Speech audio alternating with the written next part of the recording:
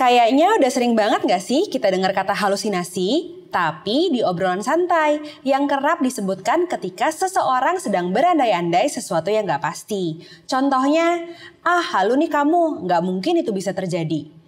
Emangnya berandai-andai itu termasuk halusinasi ya? Sebenarnya apa sih halusinasi itu? Nah, di video kali ini saya akan menjelaskan apa itu halusinasi dalam sisi medis.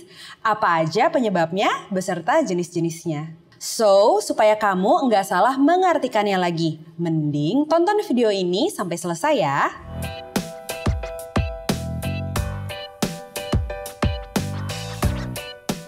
Halo, saya Dr. Nata dari Halo Dokter.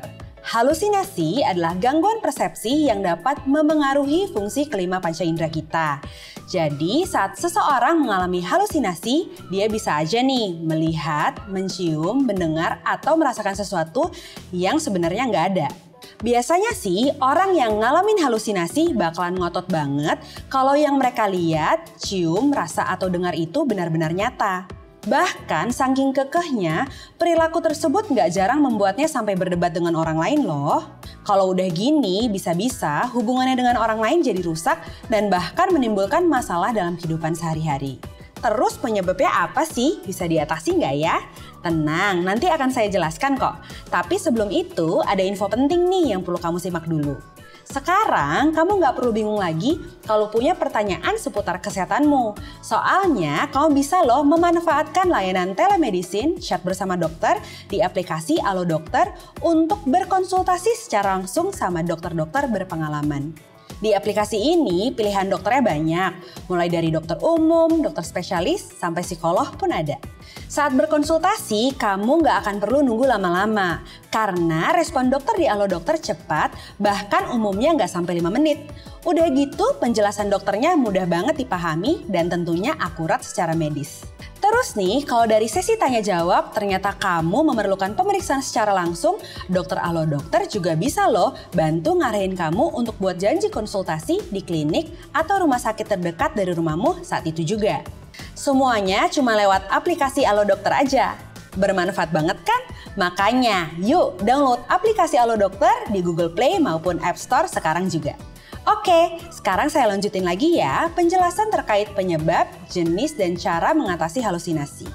Halusinasi sebenarnya bisa disebabkan oleh banyak hal. Salah satunya yaitu akibat adanya gangguan mental tertentu, misalnya psikosis, depresi berat, atau skizofrenia.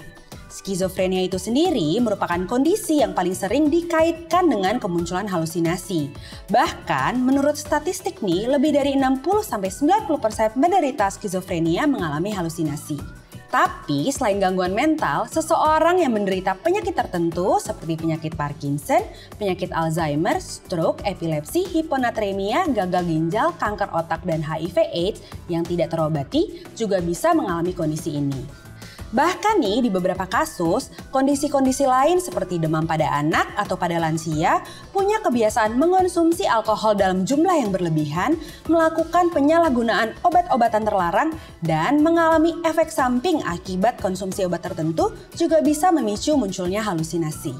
Soalnya, beberapa kondisi yang sudah saya sebutkan tadi itu bisa memengaruhi struktur dan fungsi kerja otak sehingga bisa memicu timbulnya halusinasi. Jadi, untuk mengetahui secara pasti apa penyebab halusinasi yang dialami, penderitanya perlu menjalani serangkaian pemeriksaan dengan dokter.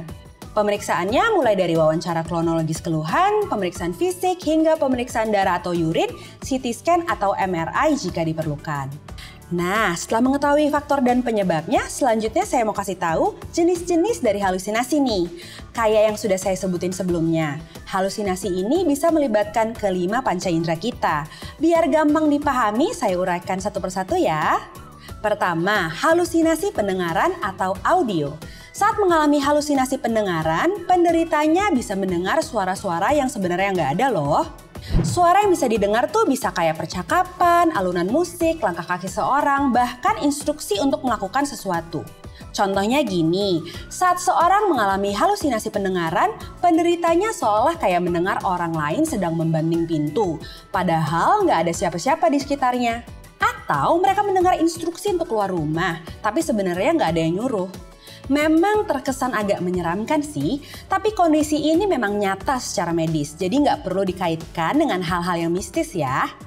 Kalau ada orang di sekitarmu atau justru kamu sendiri mengalami gejala dari halusinasi pendengaran ini, baiknya segera periksakan lebih lanjut ke psikolog atau psikiater. Jenis yang kedua, halusinasi penglihatan atau visual. Pas mengalami halusinasi penglihatan, penderitanya seolah-olah melihat sesuatu yang sebenarnya hal itu tuh nggak ada. Objek yang dilihat bisa berupa benda, warna, kilatan cahaya, atau bahkan manusia loh. Misalnya gini, penderitanya ngelihat orang lain kayak lagi ngelihat ke arahnya di sudut kamarnya. Padahal di kamarnya itu nggak ada orang sama sekali alias dia benar-benar sendirian. Nah yang kayak gini sering dikait-kaitkan juga sama hal-hal mistis. Tapi karena kamu sekarang sudah tahu kalau perilaku tadi itu bisa jadi gejala halusinasi visual, jadi kalau kamu ngelihat ada orang yang ngalaminnya, jangan dibiarin aja atau malah jadi takut ya. Coba hubungi dokter biar bisa diperiksa dan diberikan penanganan lebih lanjut. Oke, masuk ke jenis yang ketiga ya, yaitu halusinasi penciuman atau olfaktorik.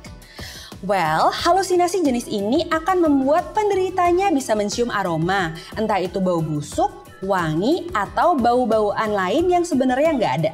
Kayak misalnya, dia tiba-tiba nyium wangi bunga yang sangat nyengat, padahal sebenarnya nggak ada bunga, parfum, atau pewangi apapun di sekitarnya. Malahan, dia bisa nyium suatu bau yang kontras sama tempat dia berada. Contohnya, dia mencium bau belerang, padahal dia lagi ada di kamarnya sendiri. Lanjut ke yang keempat, yaitu halusinasi pengecapan atau gustatorik. Saya tekankan dulu ya, halusinasi pengecapan ini bukan seperti kondisi pas kamu lagi makan bareng dan kamu ngerasa makanannya nggak enak, padahal temanmu bilangnya enak. Ya, ini beda. Kalau halusinasi pengecapan itu, orang yang mengalaminya bisa merasakan rasa yang sebenarnya nggak ada di makanan atau minuman yang dia konsumsi. Misalnya gini, dia lagi makan sop ayam, tiba-tiba dia ngerasa kayak ada rasa logam di makanannya. Padahal wadah yang digunakan plastik dan orang di sekitarnya yang makan sop ayam yang sama juga ngerasa rasanya wajar-wajar aja. Terus pas makanannya dicoba sama orang lain, nggak ada sama sekali rasa logamnya. Nah ini yang dinamakan halusinasi pengecapan. Next, lanjut ke jenis halusinasi yang kelima. Tapi sebelum itu, saya mau ingetin kamu-kamu semua yang lagi nonton buat subscribe ya ke channel YouTube Alo Dokter. Nyalain juga yuk notifikasinya supaya kamu dapat notif setiap kita update informasi kesehatan terbaru di channel ini. Tinggal klik yang ada gambar loncengnya ya. Oke, lanjut ke pembahasan ya. Jenis halusinasi kelima alias yang terakhir yaitu halusinasi sentuhan atau taktil. Mungkin agak sulit nih membayangkan jenis halusinasi yang satu ini. Coba kita buat contoh aja biar gampang dipahami. Jadi saat seseorang mengalami halusinasi sentuhan ini, dia bisa saja merasa digelitiki, dipegang atau disengat, padahal sebenarnya nggak ada yang nyentuh dia. Bahkan mungkin nggak ada orang sama sekali di sekelilingnya, alias dia lagi sendirian. Pada beberapa penderitanya nih, gejala yang dirasakan bisa juga berupa munculnya rasa panas seperti disembur api. Padahal kenyataannya nggak ada apa-apa dan suhu di sekitarnya juga nggak lagi panas. Mungkin ya, sebagian orang masih percaya kalau gejala-gejala tadi merupakan gangguan dari makhluk halus. Nah, tapi karena kamu sekarang sudah tahu kalau perilaku-perilaku yang saya jelasin barusan sebenarnya bisa jadi tanda halusinasi, jangan didiemin aja ya kalau kamu nemu ada orang di sekitarmu atau justru kamu sendiri yang mengalaminya. Sebaiknya segeralah cari bantuan dokter supaya bisa mendapatkan penanganan lebih lanjut. Nah, itulah hal-hal apa saja yang perlu kamu tahu tentang halusinasi. Karena sampai sekarang halusinasi masih dikaitkan dengan mitos dan sesuatu yang berbau mistis. Maka penting bagimu nih untuk menyebarkan informasi ini ke orang lain supaya nggak ada lagi kesalahpahaman. Terus yang perlu saya tekankan nih, mungkin masih banyak orang yang enggan banget untuk periksa ke psikolog atau psikiater. Padahal udah ngalamin gejala-gejala masalah kesehatan mental kayak halusinasi ini. Karena mungkin takut dicap orang stres lah, cuma cari perhatian doang lah, kurang beriman lah, dan sebagainya. Well, ini sangat disayangkan ya, karena sebenarnya menjaga kesehatan jiwa itu sama aja seperti kita menjaga kesehatan fisik. Dan kedua hal ini sama-sama sangat penting. So, saya harap kamu nggak perlu ragu ya untuk mencari bantuan tenaga ahli untuk mengatasi keluhan psikis yang kamu rasakan. Justru harusnya kamu bangga karena kamu sudah menunjukkan kepedulianmu pada dirimu sendiri. Oke deh, kayaknya segitu dulu informasi yang bisa saya berikan kali ini. Semoga bermanfaat dan bisa bikin kamu lebih waspada sama halusinasi ya. Anyway, kalau kamu punya topik lain yang mau dibahas di YouTube Halo Dokter, langsung kamu tulis aja ya di kolom komentar. Terima kasih udah menyaksikan video ini sampai selesai. Jangan lupa untuk like, comment, share, dan subscribe ya. Sampai jumpa di video selanjutnya. Hidup sehat bersama Halo Dokter.